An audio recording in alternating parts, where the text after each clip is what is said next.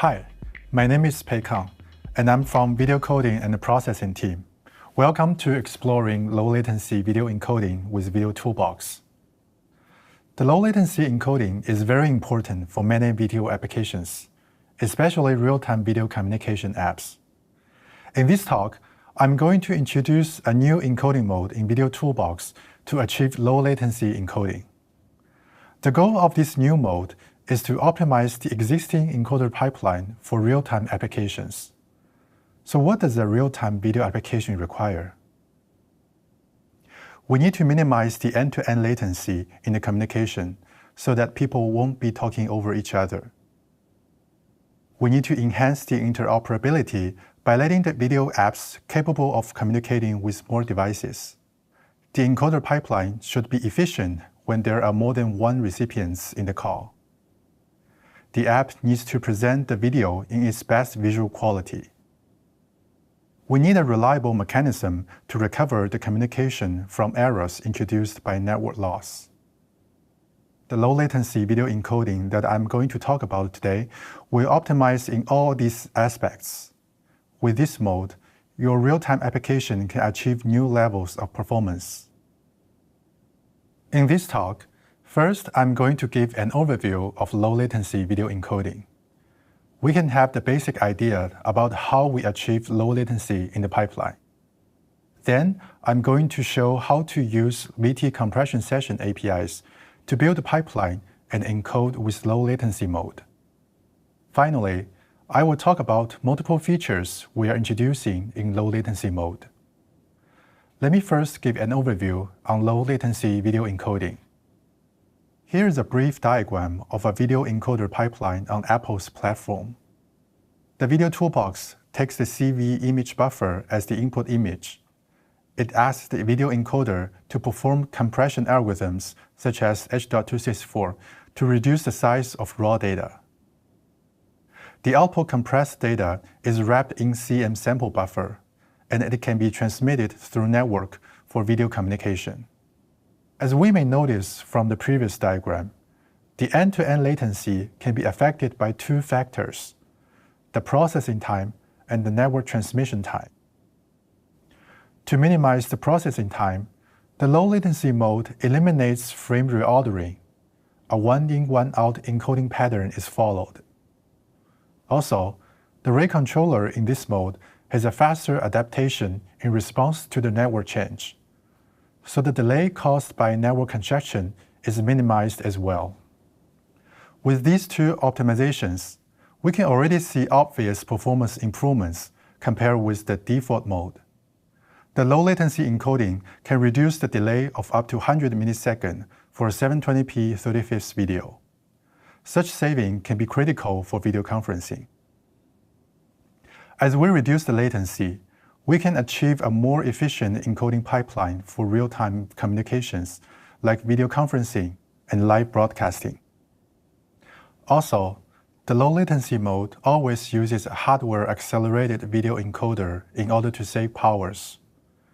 Note, the supported video codec type in this mode is H.264, and we are bringing this feature on both iOS and macOS. Next, I want to talk about how to use low latency mode with VideoToolbox. I'm going to first recap the use of VT compression session, and then show you the step we need to enable low latency encoding. When we use VT compression session, the first thing is to create a session with VT compression session create API. We can optionally configure the session, such as target bitrate, through VT session set property API. If the configuration is not provided, the encoder will operate with the default behavior. After the session is created and properly configured, we can pass the CV image buffer to the session with VT compression session encode frame call. The encoded result can be retrieved from the output handler provided during the session creation. Enabling low latency encoding in the compression session is easy. The only change we need is in the session creation. Here is a code snippet showing how to do that. First, we need a CF mutable dictionary for the encoder specification. The encoder specification is used to specify a particular video encoder that the session must use. And then we need to set Enable Low Latency Rate Control flag in the encoder specification. Finally, we need to give this encoder specification to VT compression session create, and the compression session will be operating in low latency mode. The configuration step is the same as usual. For example, we can set the target bitrate with average bitrate property. Okay, we've covered the basics of the low latency mode with the VideoToolbox. I'd like to move on to the new features in this mode that can further help you develop a real-time video application. So far, we've talked about the latency benefit by using the low latency mode. The rest of the benefits can be achieved by the features I'm going to introduce. The first feature is the new profiles. We enhance the interoperability by adding 2 new profiles to the pipeline. And we are also excited to talk about temporal scalability. This feature can be very helpful in video conferencing. You can now have a fine-grained control of the image quality with max frame quantization parameter. Last, we want to improve the error resilience by adding the support of long-term reference.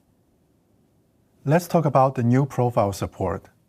Profile defines a group of coding algorithms that the decoder is capable to support. In order to communicate with the receiver side, the encoded bitstream should comply with the specific profile that the decoder supports.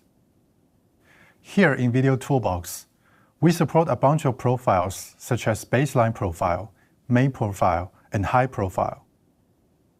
Today, we added 2 new profiles to the family: Constrained Baseline Profile, CBP, and Constrained High Profile, CHP.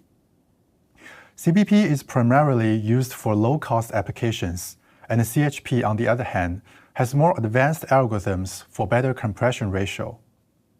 You should check the decoder capabilities in order to know which profile should be used. To request CBP, simply set profile level session property to constrained baseline auto level.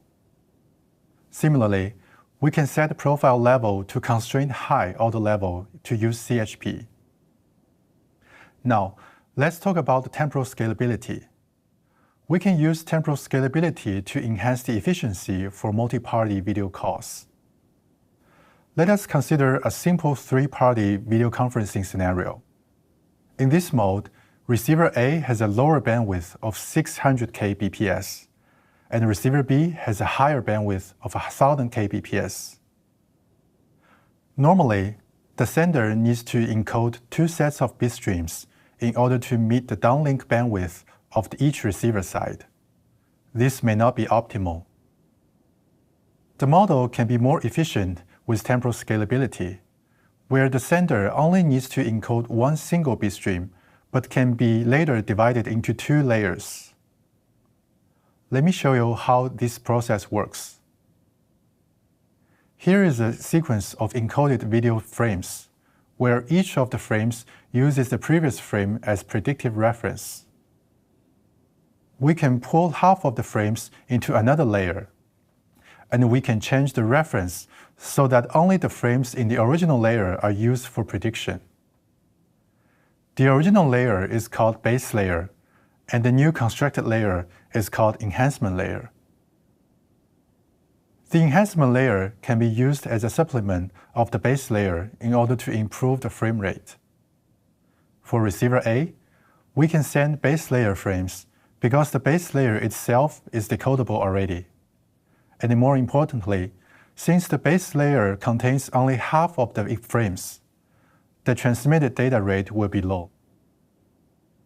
On the other hand, receiver B can enjoy a smoother video since it has sufficient bandwidth to receive base layer frames and enhancement layer frames. Let me show you the videos encoded using temporal scalability. I'm going to play 2 videos, one from the base layer and the other from the base layer together with the enhancement layer. The base layer itself can be played normally, but at the same time, we may notice the video is not quite smooth. We can immediately see the difference if we play the second video. The right video has a higher frame rate compared with the left one because it contains both base layer and enhancement layer. The left video has 50% of the input frame rate and it uses 60% of the target bit rate. These two videos only require the encoder to encode one single bit stream at one time. This will be much more power efficient when we are doing multi-party video conferencing. Another benefit of temporal scalability is error resilience. As we can see, the frames in the enhancement layer are not used for prediction. So there's no dependency on these frames. This would mean if one or more enhancement layer frames are dropped during network transmission, other frames won't be affected. This makes the whole session more robust. The way to enable temporal scalability is pretty straightforward. We created a new session property in low latency mode called base layer frame rate fraction. Simply set this property to 0.5, meaning half of the input frames are assigned to base layer, and the rest are assigned to enhancement layer. You can check the layer information from the sample buffer attachment. For base layer frames, the CM sample attachment key is dependent on by others will be true, and otherwise it will be false. We also have the option to set the target bit rate for each layers. Remember that we use the session property average bit rate to configure the target bit rate.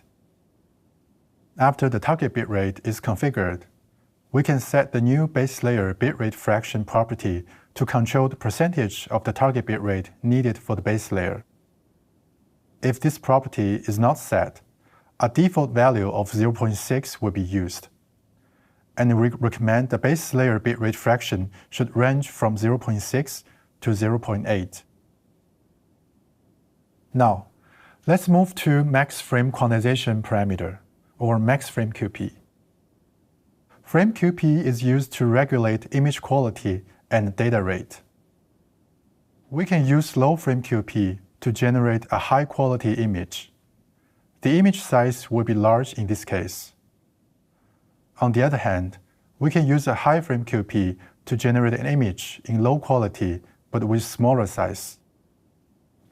In low latency mode, the encoder adjusts frame QP using factors such as image complexity, input frame rate, video motion in order to produce the best visual quality under current target bitrate constraint. So we encourage to rely on the encoder's default behavior for adjusting frame QP. But in some cases where the client has a specific requirement for the video quality, we now let you control the max frame QP that the encoder is allowed to use. With the max frame QP, the encoder will always choose the frame QP that is smaller than this limit, so the client can have a fine-grained control over the image quality.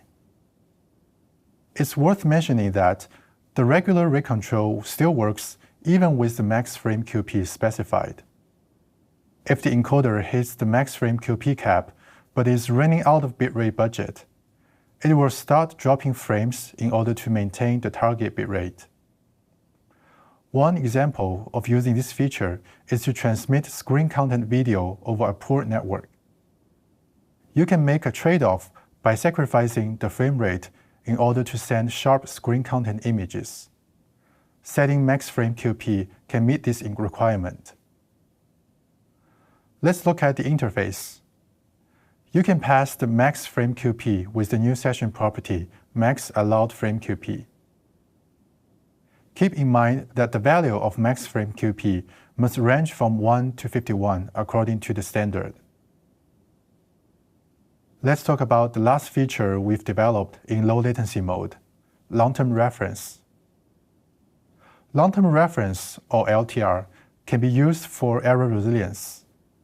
Let's look at this diagram showing the encoder, sender client, and the receiver client in the pipeline. Suppose the video communication goes through a network with poor connection. frame loss can happen because of the transmission error.